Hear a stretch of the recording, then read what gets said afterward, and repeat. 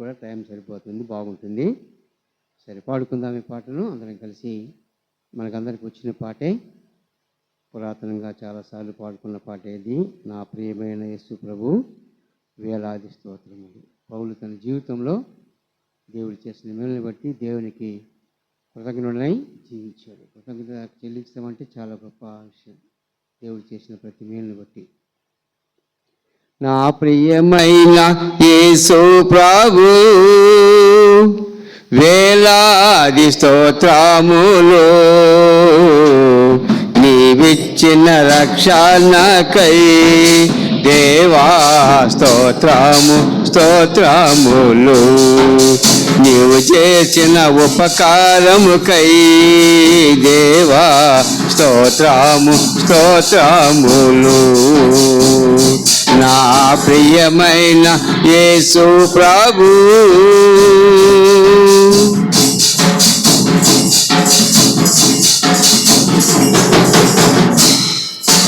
ఆపద దినములలో నా ప్రభుని తలచితిని, ఆపద దినములలో నా ప్రభుని తలచితిని, దేవా నీ దయతోడనే ప్రభు ఆశీర్వాదము పొందితిని, దేవా నీ దయతోడనే ఆశీర్వాదము పొందితిని. నా ప్రియమైన యేసు ప్రభు వేలాది స్తోత్రములు,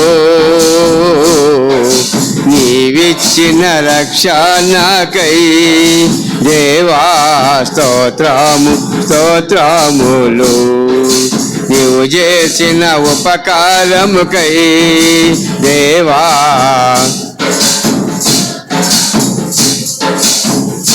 నా ప్రియమైన యేసు ప్రభు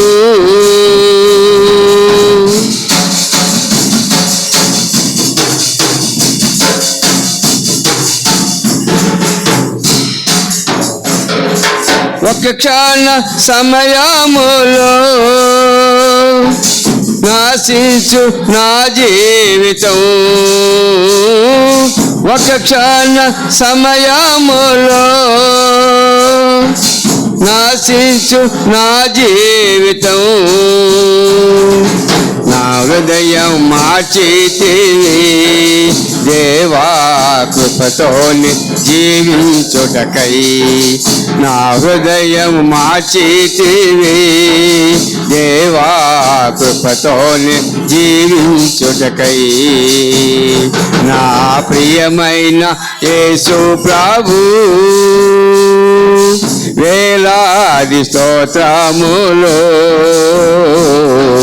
నీవిచ్చిన రక్షణకై దేవా స్తోత్రము స్తోత్రములు, నీవు చేసిన ఉపకారముకై దేవా స్తోత్రము. నా ప్రియమైన యేసు ప్రభు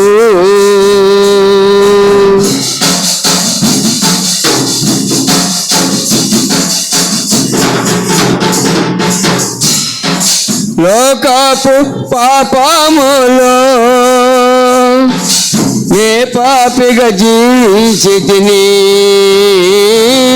లోకపు పాపములో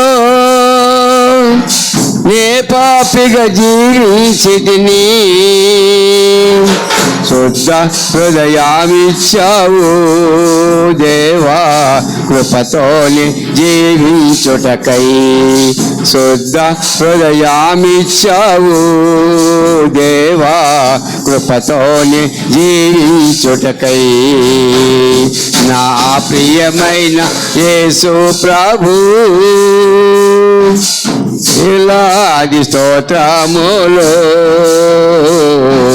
నీవిచ్చిన రక్షణకై దేవా స్తోత్రము స్తోత్రములు, నీవు చేసిన ఉపకారముకై దేవా స్తోత్రము స్తోత్రములు.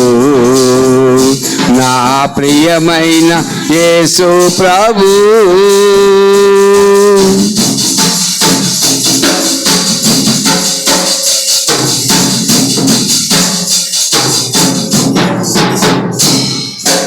ఈ దినము నే పాడుట నీ వలనే యేసు ప్రభు. ఈ దినము నే పాడుట నీ వలనే యేసు ప్రభు. ఎల్లప్పుడు నే పాడేదన్ దేవా నాయందు వసించుమా. ఎల్లప్పుడు నే పాడేదన్ దేవా నాయందు వసించుము. నా ప్రియమైన యేసు ప్రభు, వేలాది స్తోత్రములు నీవిచ్చిన రక్షణకై దేవా స్తోత్రము. నీవు చేసిన ఉపకారముకై దేవా స్తోత్రము స్తోత్రములు. నా ప్రియమైన యేసు ప్రభు,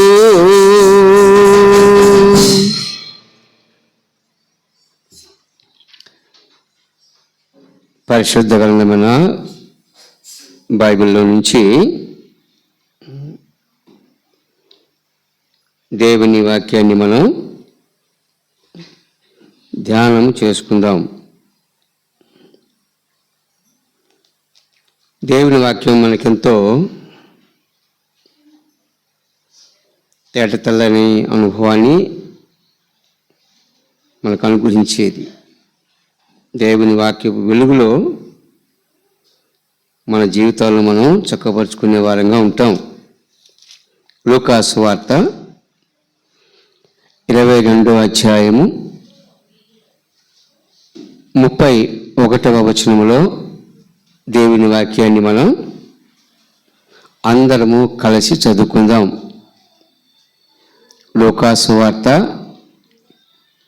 22వ అధ్యాయము 31వ వచనాన్ని అందరము కలిసి చదువుకుందాం. సీమోను సీమోను, ఇదిగో సాతాను మిమ్మల్ని పట్టి గోధుమల వల్లే జల్లించుటకు మిమ్మల్ని కోరుకొనను గాని. చిన్న ప్రార్థన చేసుకుందాం. ప్రేమ కలిగిన తండ్రి, పరిశుద్ధుల వందనాలు నాయన. ఈ మధ్యాహ్న కాల సమయంలో మేము ఆరాధించే విధానంలో మమ్మల్ని నడిపిస్తూ వచ్చావు. తిరిగి నీ సముఖంలో చేరి ముందున్న సమయం గడపడానికి మాకు అనుగ్రహిస్తున్న సమయానికి స్తోత్రములు. మా ముందు ఉంచబడినటువంటి మీ శరీరం రక్తములో మా కొరకై సిద్ధపరిచి ఉంచిన మీ రాజ్యములకు మేము వారసులము కాగలందులకు ఈ లోకంలో మేము ఉన్నంతకాలం నీ వాక్యపు వెలుగును మేము ప్రమాణముగా తీసుకొని దాని ప్రకారం జీవిస్తున్నామా లేదా అనేటువంటి ఆలోచనలో మమ్మల్ని మేము చక్కపరుచుకొని మీ మహిమ కొరకై ముందుకు సాగునట్లు మీరే మహిమ ఘనత ప్రభావాలు పొందుకొని మీ మహిమ తెచ్చుకోమని యేసు ప్రభువు దివ్యనామములో ప్రార్థించి వేడుకుంటున్నాం తండ్రి, ఆమేన్. ఈరోజు మన వాక్య అంశం సాతానుకు చోటు ఇవ్వకూడదు. ఈరోజు మన వాక్యాంశం సాతానుకు చోటు ఇవ్వకూడదు. సాతానుకు చోటిస్తే మనం పడే ఇబ్బందులు చాలా ఉంటాయి. సాతాను అనగా ఒక మాటలో చెప్పాలంటే మీకు, వాడు చెరిపివేయువాడు, ఎదగనీయనివాడు, బలపడనీయనివాడు, భక్తి కలిగి జీవించనీయనివాడు, దైవక్రమంలో ఎదగనీయనివాడు, దేవుని వాక్యములకు చోటిచ్చి దాని ప్రకారంగా జీవింపనీయనివాడు. వాళ్ళని వాడని వాడుకోవాల్సిందే. కొంతమంది తెలియక అది సాతాను అని అంటారు. అది అనే పదం వాడకూడదు,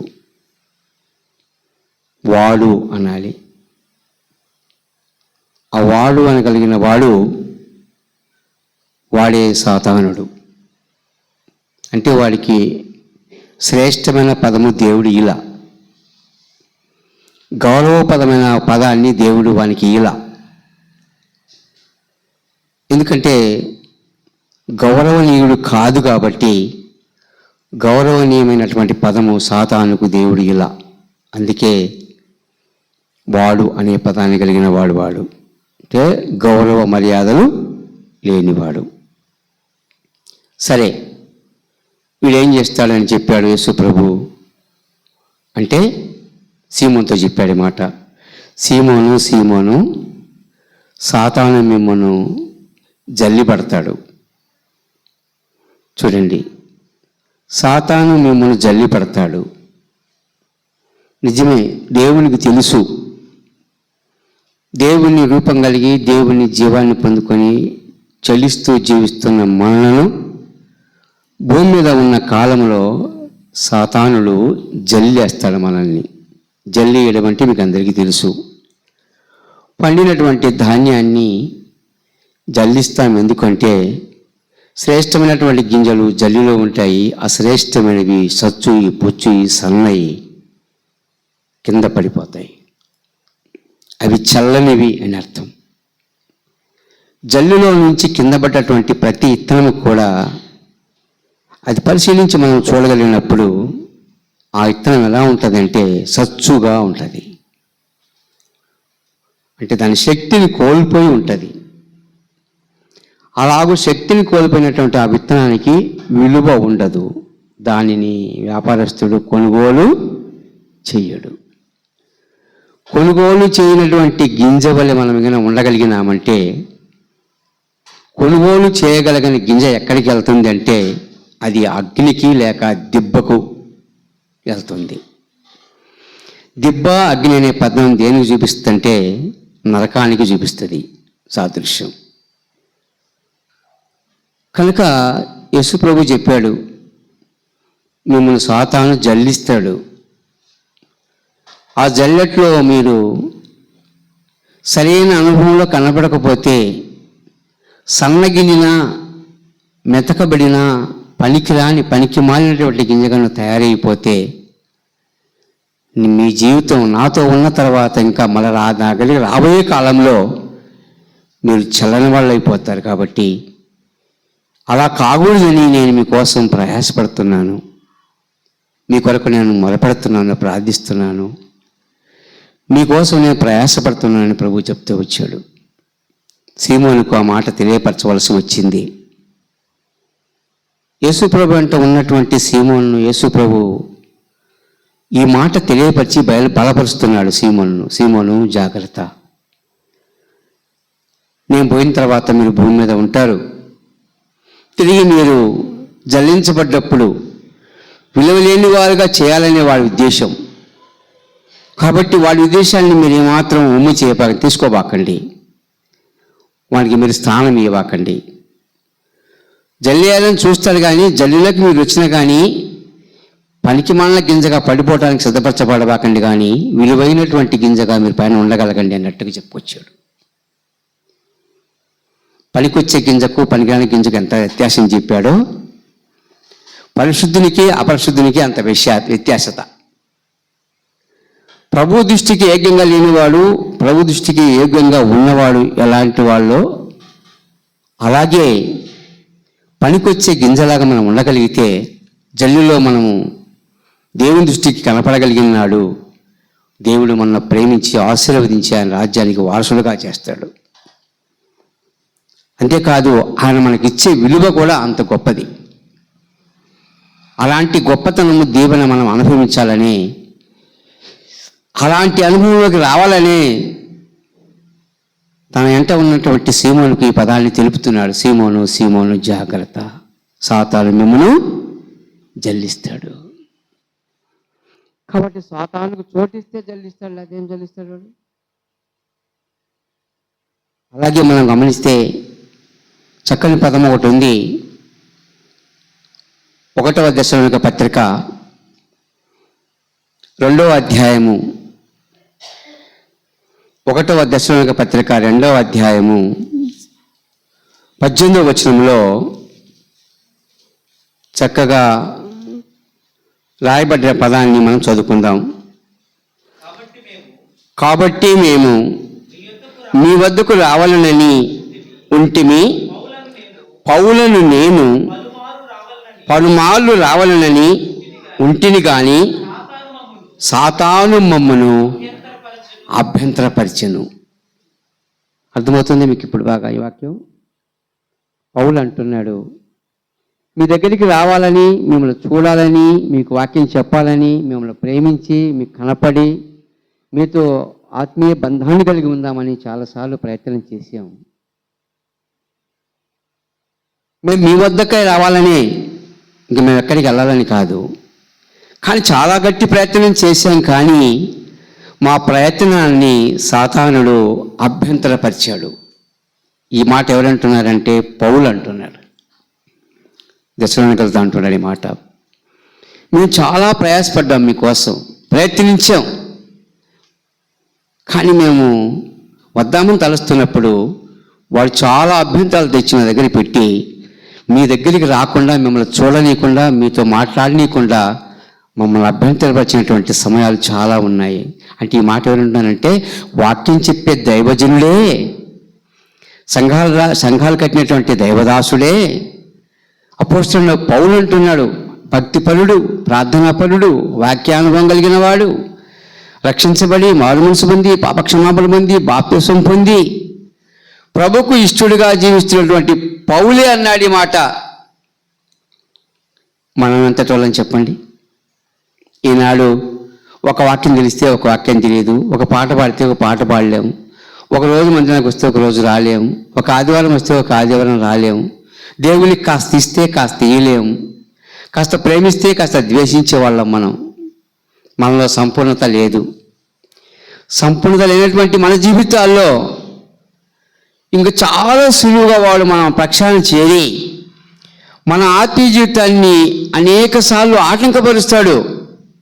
ప్రార్థన చేయనీయుడు, పాట పాడనీయుడు, వాక్యం చెప్పనీయుడు, విశ్వాస జీవితంలో కొనసాగనీయుడు, అంతేకాదు మందిరానికి రానీయుడు, దేవునితో సహవాసం కలిగి ఉండనీయుడు.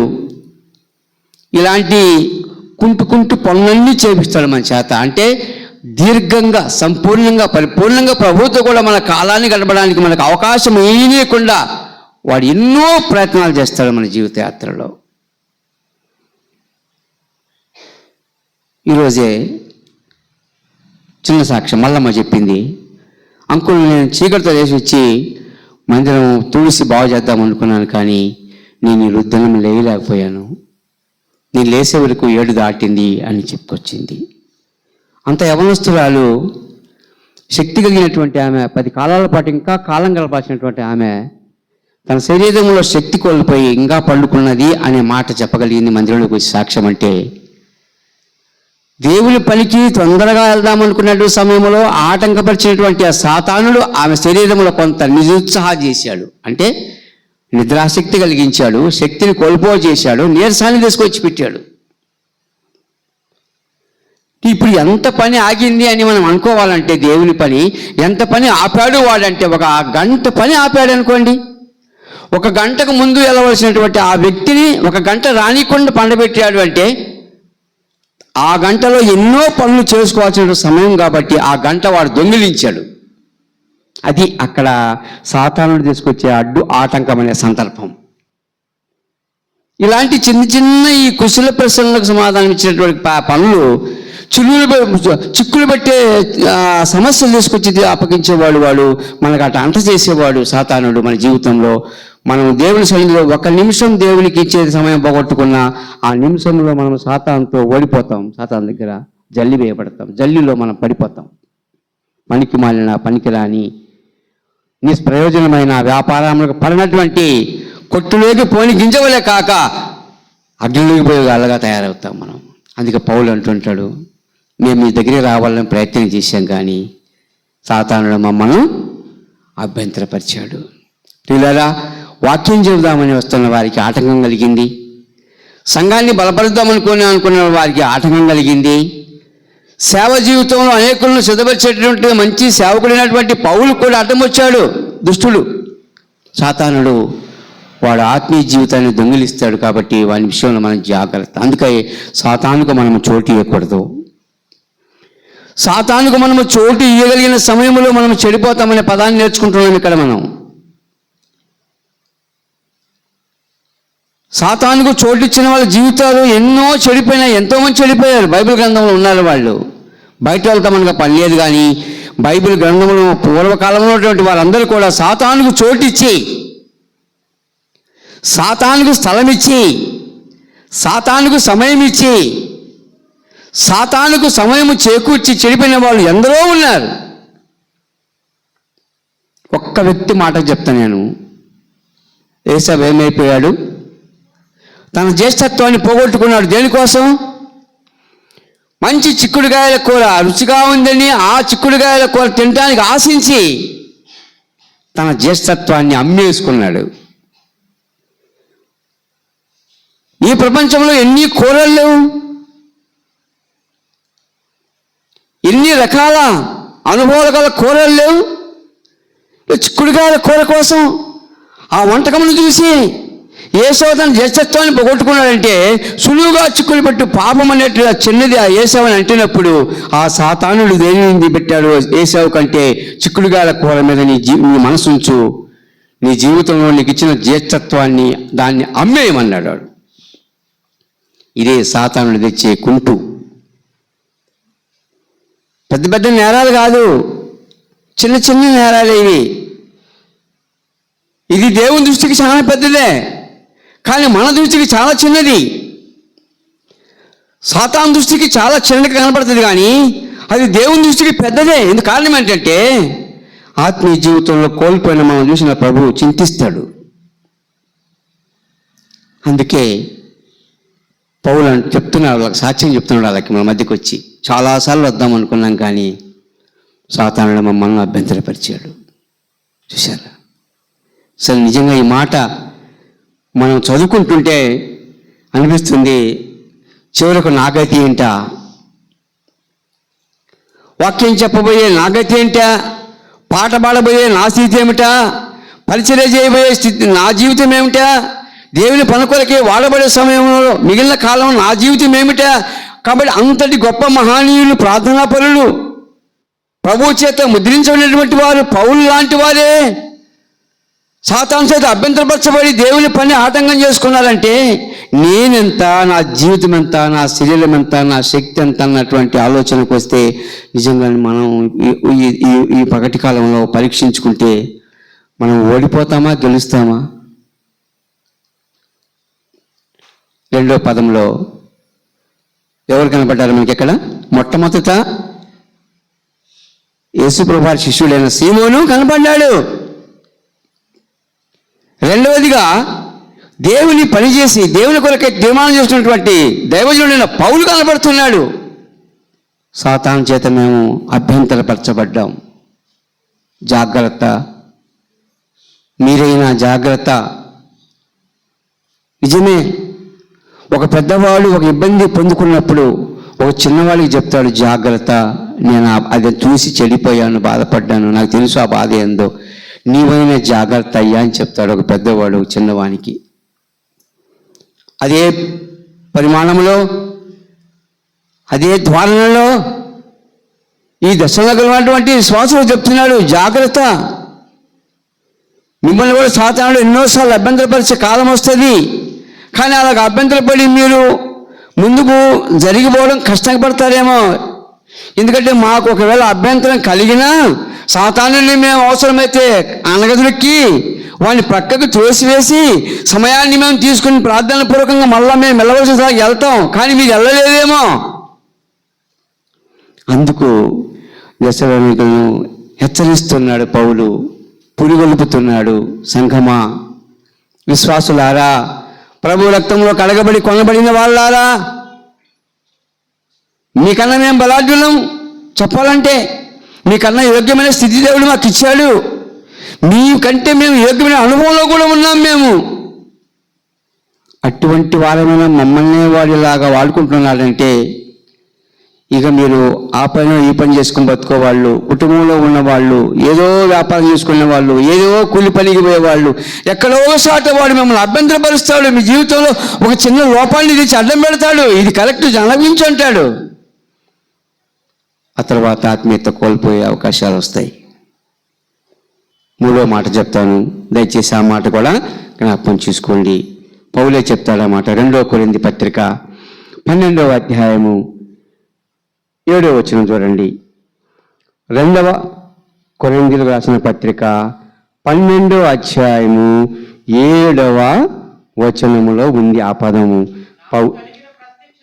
నాకు కలిగిన ప్రత్యక్షతలు ప్రభు విశేషముగా ఉన్నందున నేను అత్యధికముగా హెచ్చిపోకుండా నిమిత్తము నాకు శరీరములో ఒక ముళ్ళు.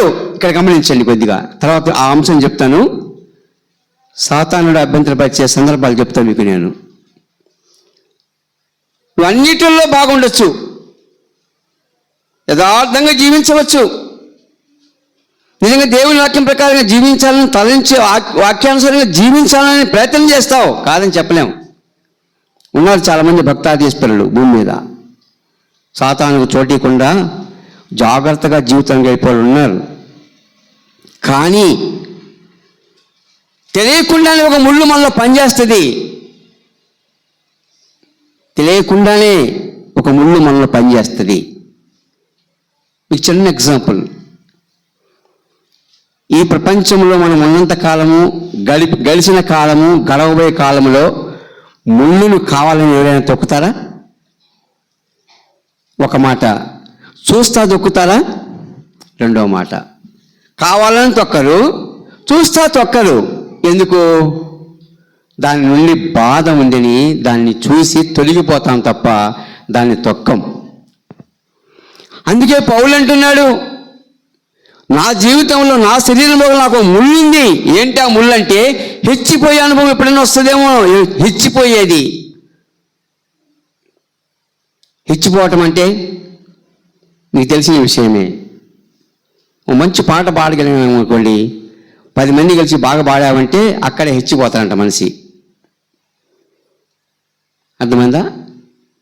కాస్త ఉండటానికి తినటానికి బాగా విలువ కలిగి ఉన్నాడనుకోండి, వాళ్ళ నుండి పర్వాలేదు ఒక మెరుట్టుకున్నామంటే అక్కడ హెచ్చిపోతారంట మనిషి. హెచ్చిపోవటం అంటే ఏంటంటే తనను తాను హెచ్చించుకునేవాడు తనను తాను తగ్గించుకునే మనకు వస్తాడు.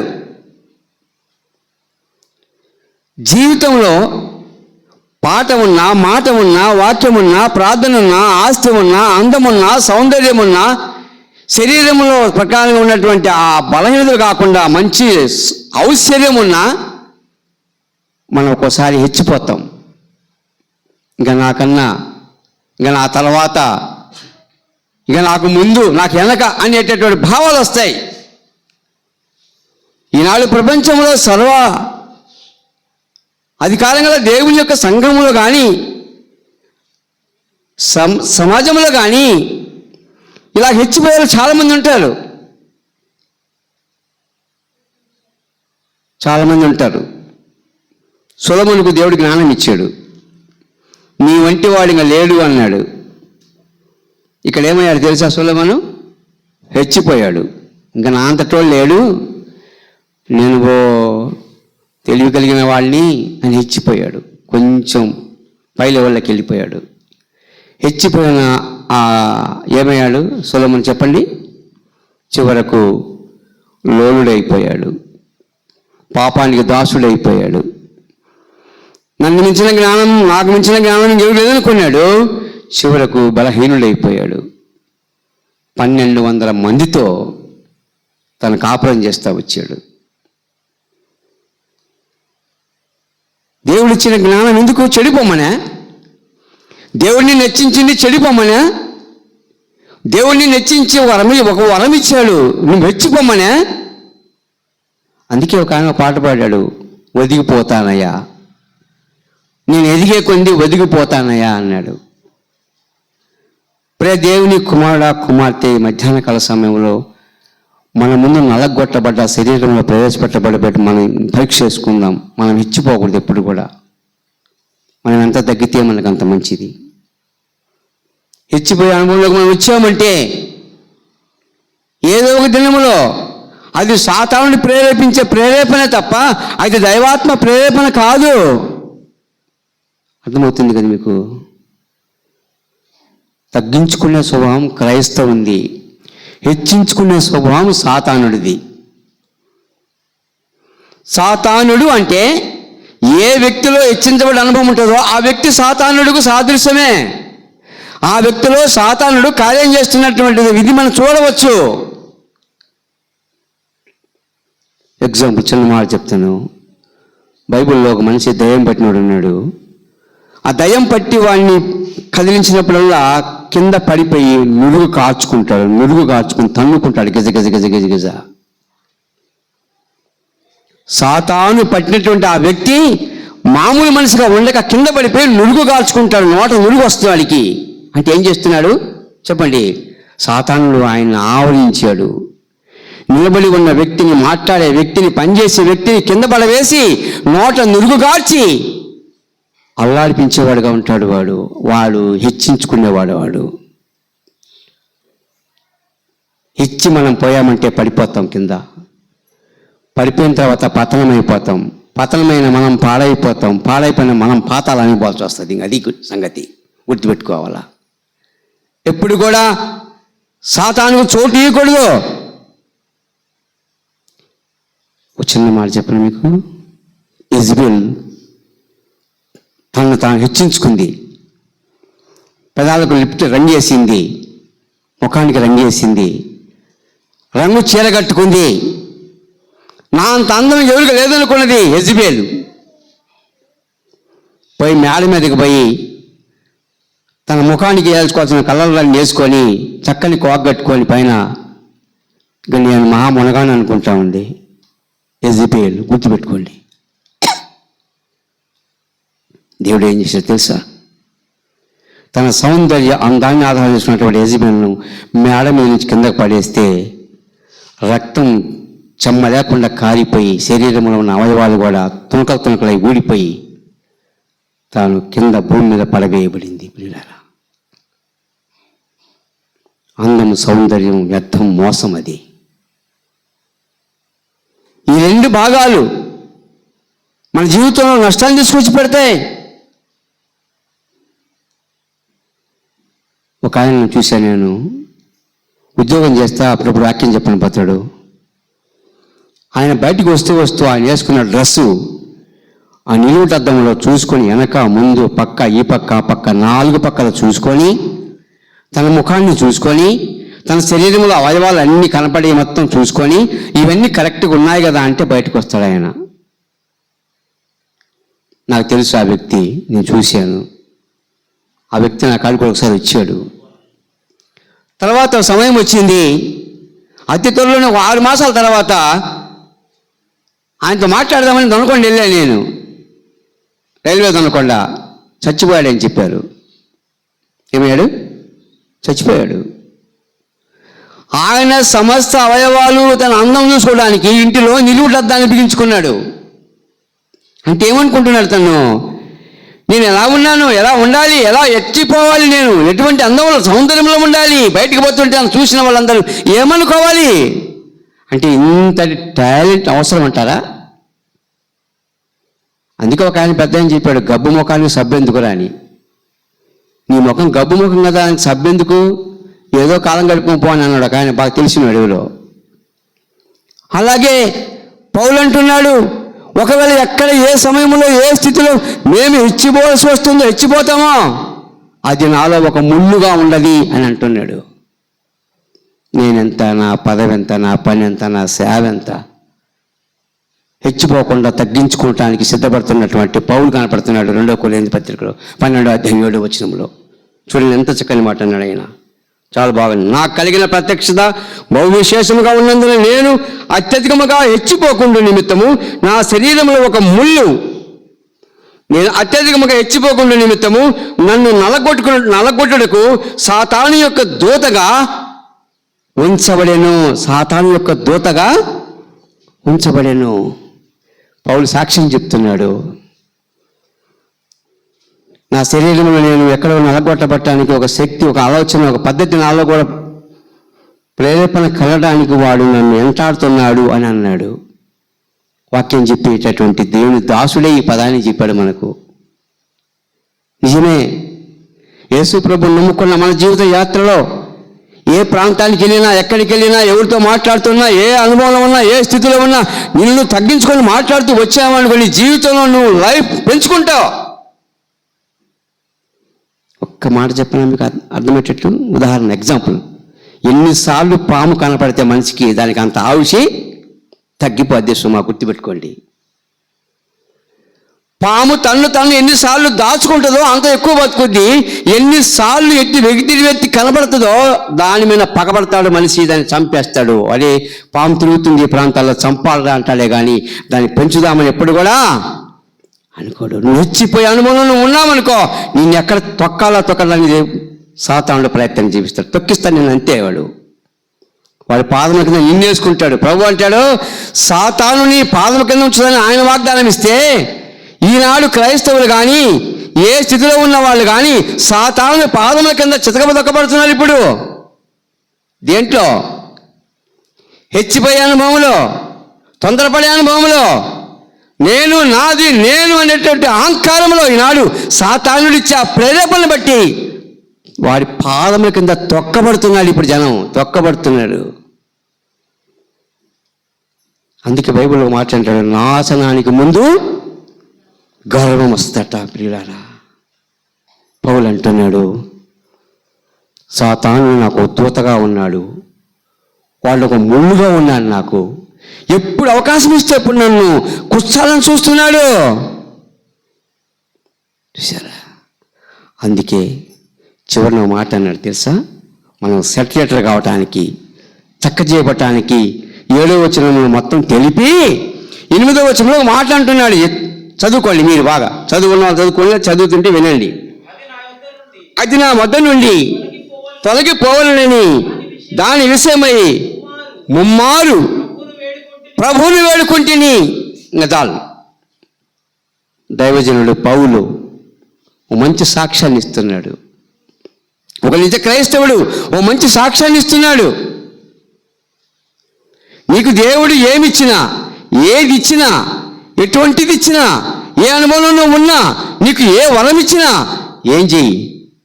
దాచుకుంటూ నన్ను భద్రపరుచుకుంటూ నీకై నువ్వు తగ్గించుకుంటూ జీవించావనుకో, నువ్వు ఫైల్లోకి వస్తూ ఉంటావు.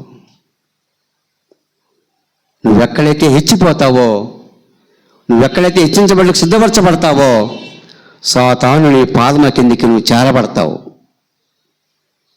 కాబట్టి అందుకే అంటున్నాడు, ప్రియా కొరింథీయులారా, నా మాట మీకు అందజేస్తుంది. ఎందుకు అంటే, వాక్యం చెప్పి మిమ్మల్ని బలపరిచి మిమ్మల్ని కట్టి దేవుని దగ్గర తీసుకొచ్చిన నేనే భయపడుతున్నాను. సాతానుడు ఎక్కడ నా జీవితంలో చెలగాటం ఆడతాడో, వాడు నాకు ఒక ముళ్ళుగా మిగిలిపోతాడేమోనని నేనే భయపడుతూ మీకు నేను నా సాక్ష్యం చెప్తున్నాను. నిజంగా పౌలు సౌలుగా ఉన్నప్పుడు దుర్మార్గుడే, కానీ సౌలు పౌలుగా మారిన తర్వాత సన్మార్గుడయ్యాడు, సాత్వికుడయ్యాడు, దేవుని దాసుడిగా నిరూపించుకున్నాడు. ఏ దేవుని కోసం ప్రత్యక్షత కలిగి ప్రభువుని నమ్మినటువంటి దాసుడిగా ఆయన రక్తంలో కడగబడ్డాడో, ఆయన ఇచ్చే వరాన్ని చేతబట్టి పలు ప్రాంతాలు తిరిగి అనేకులను బాగు చేయడానికి తాను బాగు చేసుకుంటూ తాను నలగొట్టుకుంటూ అనేకులను నలగొట్టే వాక్యాన్ని ఇచ్చి వాళ్ళని నలగొట్టుకునే అనుభవం తీసుకొచ్చాడు. సుత్తె నలగొడుతుంది. సుత్తె నలగొట్టేది ఒకటి ఉంది. ఏంటది? సుత్తెని నలగొట్టేది డాకలి దగ్గర మలాటు. నిప్పు, సుత్తె, డాకలి 3 కలిసి ఏం చేస్తాయి తెలుసా? ఒక ఇనుప వస్తువు నలగొట్టి దాన్ని సుత్తెగా తయారు చేసి దానికి ఒక రంధ్రాన్ని తయారు చేసి పంపిస్తుంది. నిప్పులో పెట్టినటువంటి కాలిన తర్వాత ఇనుప వస్తువా? కాలాలంటే కష్టపడాలా? కాల్చింది తీసుకొచ్చి డాకల మీద పెట్టాలా? డాకల మీద పెట్టబడింది మలాటుతో కొట్టబడాలా? మలాటు దెబ్బతింటేనే అది సుత్తి అయ్యేది. ఆ సుత్తిని వాడుకున్న నీవు ఆ సుత్తితో ఏం చేయాలి? నువ్వు నలగొట్టుకోవాలి. ఇప్పుడు నీకోసం ఎందుకు సుత్తి తయారు చేయబడింది తెలుసా? నువ్వు పని చేసేటప్పుడు నీ పని పాట, నీ పని వస్తువును చక్క చేసుకోవడానికి ఓ సుత్తిని నువ్వు తయారు చేసుకుని తీసుకొచ్చుకుంటున్నావు. నువ్వు కొనుక్కున్న సుత్తి ద్వారా నీ చేతిలో ఉన్న వస్తువును మలుచుకుంటున్నావు. నువ్వు ఇప్పుడు నువ్వు ఎలా ఉండాలి తెలుసా? నేను ఎలా ఉండాలి తెలుసా? ఎలా ఉండాలా? ఒక సుత్తెలాగా ఉండాలి మనం దేవుని సన్నిధిలో మిగిలిన కాలం అంతా. మనల్ని మనం మలుచుకోవాలా? మన ఎదుటికి వచ్చే వాళ్ళని, మనతో మాట్లాడే వాళ్ళని, మన కనబడ్డ వాళ్ళని మలిసేటటువంటి అనుభవంలోకి తీసుకురావాలా. అప్పుడే ఆ సుత్తెకున్న విలువ. నువ్వు కొనుక్కున్న సుత్తి ఏమిటంటే ప్రభువైన యేసుక్రీస్తు వారిని తీసుకున్నావు, సంపాదించుకున్నావు. ఇప్పుడు నీకు ఆయన చేతిలో ఉన్నాడు, నీలో ఉన్నాడు, నీ దేహంలో ఉన్నాడు. నువ్వేం చేయాలి తెలుసా? బయటికి పోయినప్పుడు ఆ సుత్తెను వాడు. మలాటుతో కొట్టబడ్డ సుత్తె విలువైందని చెప్పాను. సుత్తెను బాగా చేయాలి, సుత్తెను సుత్తెగా చేయాలి, ఇనుమును సుత్తెగా చేయాలంటే మలాటు వాడబడాలి. మలాటే సృష్టికర్త అయిన దేవుడు. ఆ మలాటు మీద వచ్చే శక్తి సుత్తె మీద వాడాలంటే అగ్ని అవసరం. ఆ అగ్ని పరలోకపు దేవుడు. ఆ దేవుని చేతిలో, దేవుని సన్నిధిలో, దేవుని స్వాధీనంలో నీవు ఒక సుత్తెగా మలుచుకోగలిగితే నువ్వు అనేకులను మలుస్తావు. లేకపోతే నీ సాక్ష్యం చక్కబడకపోతే నువ్వు సాతాను చేత చిక్కుబడి సాతాను పాదముల కింద పడిపోతావు. అందుకే సాతానికి ఎప్పుడు కూడా చోటీయకూడదు. నీ చేతిలో సుత్తె ఉండాలి ఎప్పుడు కూడా. బైబిల్లో మాట ఉంది, నేను అగ్ని వంటి వాడను, సుత్తె వంటి వాడను, చాకల వాడి చేతిలో సబ్బు వంటి వాడను. దేవుడు ఎలా ఉన్నాడు తెలుసా? ఇక్కడ అగ్ని మైనాన్ని కరిగిస్తుంది, ఇనుమును. సుత్తె నలగొడుతుంది, సబ్బు మురికిని పోగొడుతుంది. ఆ దేవుడిని నువ్వు తీసుకున్నావు. ఇప్పుడు ఆయన నమ్మావు, ఆయన కోసం సాక్షిగా జీవిస్తున్నావు. ఆయన విషయమే మనం సాక్ష్యంగా భూలోకంలో జీవించాలంటే సాతానికి ఏమి ఇవ్వకూడదు, మనం మన హృదయంలో చోటు ఇవ్వకూడదు. ఇదే అంశం దేవుని చిత్తమైతే కొన్ని నాళ్ళు చూసుకుందాం మనం. ఈరోజు మీకు స్టార్ట్ చేశాను, సాతానుకు చోటు ఇయ్యకుడి అనే అంశం మొదలుపెట్టాను. ప్రభు చిత్తమైతే కొన్ని వారాలు సాతానుడు ఎక్కడెక్కడ మనం ఉపయోగించుకుంటాడో, ఎక్కడ వాడు మనం వాడుకుంటాడో, ఎక్కడ వాడి చేతికి మనం పడిపోతామో, ఎందుకు మనం వాడికి చోటు ఇవ్వకూడదో, చోటు ఇచ్చే అవకాశాలు, పనులు ఏంటి అని నేను తేటగా చెప్తా కొన్ని వారాలు. దయచేసి వినడానికి సిద్ధంగా ఉండండి. ఈ దినం స్టార్ట్ చేశాను కాబట్టి ప్రియులారా, మనం సాతానుకు చోటు ఇచ్చామా? గత వారం లేదన్నా ఈరోజు 2 మాటలు చెప్పాను మీకు. నేను సాతాను చోటు ఇవ్వకూడదని మాటలు ఏంటి? ఆ 2 చెప్పండి. 2 చెప్పాను నేను. మీ వద్దకు వద్దామని ప్రయత్నించాము, కానీ సాతాను మమ్మల్ని అభ్యంతరపరిచాడు. 2వది, నన్ను నేను హెచ్చించుకుంటానేమన్న భయంతో సాతాను నాకు ముళ్ళుగా ఉన్నాడు అంటే హెచ్చించబడకూడదు అన్నటువంటి అనుభవాలు తీసుకొచ్చాం. ఇప్పుడు మీకు చెప్పింది 2 మాటలే ఈరోజు వాక్యంలో. 1, దేవుని విషయంలో, ప్రార్థన విషయంలో, మందిర విషయంలో, విశ్వాసం విషయంలో అనేకుల ముందు పోయిన సందర్భాల్లో ఏం చేయాలట? అభ్యంతరపరుస్తాడు సాతానుడు. అభ్యంతర పడలేకుండా నువ్వు ముందుకు దూసుకొని పోవాలి అంటే సాతానుకు నువ్వు చోటు ఇవ్వకూడదు. నీ శరీరంలో బలహీనతలు, బాధలు, కష్టాలు వస్తాయి, కృంగిపోకూడదు. నువ్వు చెప్పాలంటే సాతానుడు అందుకే ఎగ్జాంపుల్ ముందే చెప్పాను నేను. 1 గంట ముందు లేచిపోయి మందిరం బాగేద్దాం అనుకుంటే లేవలేకపోయానంటే సాతానుడు అక్కడ ఏం చేశాడు చెప్పండి? ఏం చేశాడు? తన శక్తిని కోల్పోజేశాడు, నీరసత్వాన్ని ఇచ్చాడు. వారం పోయేదే కదా, వారం తడిసే కడిగేదే కదా, వారం తుడిసేదే కదా, పడుకో కాసేపు. 11 గంటలు కదా ప్రార్థన. ఈ ఆలోచనలన్నీ వస్తాయి మనుషులకి. వచ్చేది ఆ గంట టయాన్ని వాడికి ఇచ్చి, వాడు తీసుకున్న తర్వాత ఆ గంట ముగిసిన తర్వాత అప్పులేసి వస్తాం మనం. ఆ గంట పోయితే నీ ఇంట్లో ఎంత పని ఆగిపోద్ది?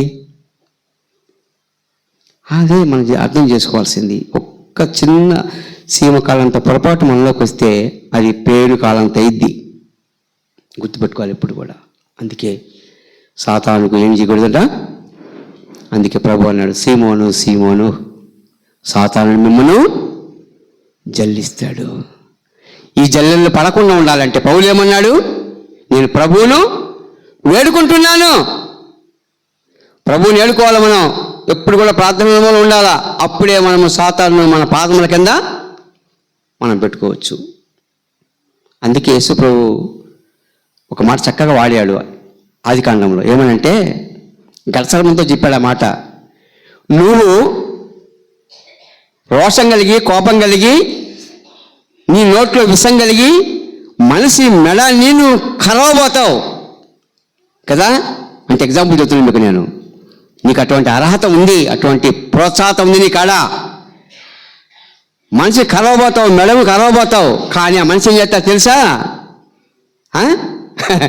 ఏం చేస్తాడు మనిషి? నీ తల చితకముడుస్తాడు. నిజమే, పాము కరవడానికి వస్తే కరవమని మెడమిస్తామా? ఏం చేస్తాం? కనపడ్డది అంటే వెంటనే కర్ర తీసుకొని ఏం చేస్తాం? చంపడానికి ప్రయత్నం చేస్తాం. అందుకే దేవుడి యొక్క శాపం అది. ఆ సర్పానికి ఈనాడు సర్పమును ఎన్ని ముక్కలుగా ఎన్ని దెబ్బలు కొట్టినా, ఎక్కడ ఒళ్ళంతా కొట్టినా కూడా ఏ మనిషి అయినా తన తల చిదరబడవంది పామును పారేసి రాడు కదా. పామును పారేసి రావాలంటే ఏం చేయాలా? తలను చిదరబడవాలా. నేను ఎరుగుతున్నా ఆ సత్యాన్ని. అలాగే సాతాను మన పాదముల కింద చితికిపోవడానికి దేవుడు మనకి ఏమి ఇచ్చాడు? ఒక వరాన్ని ఇచ్చాడు. ఏమిటా వరం? సాతానుకు లోబడకుండా దేవునికి లోబడి జీవించే వరం ఇచ్చాడు మనకు. నువ్వు దేవునికి లోబడు, సాతానుకు లోబడవు. అప్పుడే నీ జీవితంలో గొప్ప ఆశీర్వాదం వస్తుంది.